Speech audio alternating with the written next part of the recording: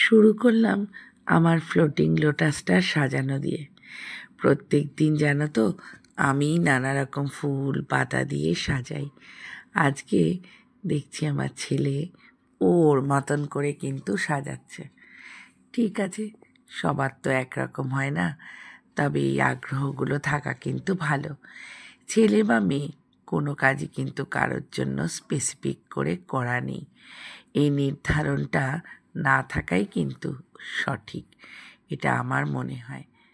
তারপর আমি চলে এসেছিলাম একটুখানি লুচি করব, তবে আটার লুচি, জানো তো সবসময় ময়দাটা খাওয়া কিন্তু শরীরের জন্যও ভালো নয়, তাই চেষ্টা করি আটার লুচিটাও কিন্তু আমি করে খেতে, কারণ ময়দার থেকে আটাটার কিন্তু ক্ষতি কম করে। তার সঙ্গে করে নিয়েছিলাম আলু মরিচের তরকারি।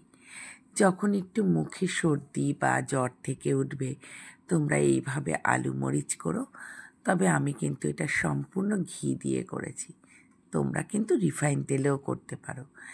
তারপরে ভাবলাম প্রতিদিনই তো ওই একই চা খাই, আজ একটু কফি করে খাবো, তাই তিনজনের জন্য একটুখানি দুধ জাল দিয়ে নিলাম।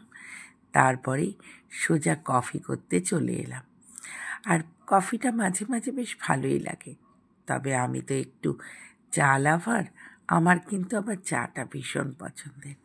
কিন্তু ছেলে আর কর্তামশাই ওরা কফি খেতে বেশ ভালো লাগে, তাই কফিটাকে একটুখানি ব্লেন্ড করে নিয়ে তারপরে দুধ দিলাম, যাতে একটুখানি বেশ ফ্লাপিও হয় কফিটা, খেতে কিন্তু বেশ ভালোও লাগবে।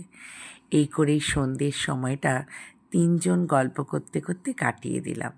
তারপরে হঠাৎ মনে হলো কয়েকটা জগদ্ধাত্রী ঠাকুর একটু দেখলে ভালো হয়, তাই জন্য চলে গিয়েছিলাম আমার সবথেকে পছন্দের জায়গায়, যেখানে গেলে আমি শুধুই অক্সিজেন পাই, এটা আমার ধারণা। কেমন হলো আমার ব্লগটা অবশ্যই কিন্তু বলো।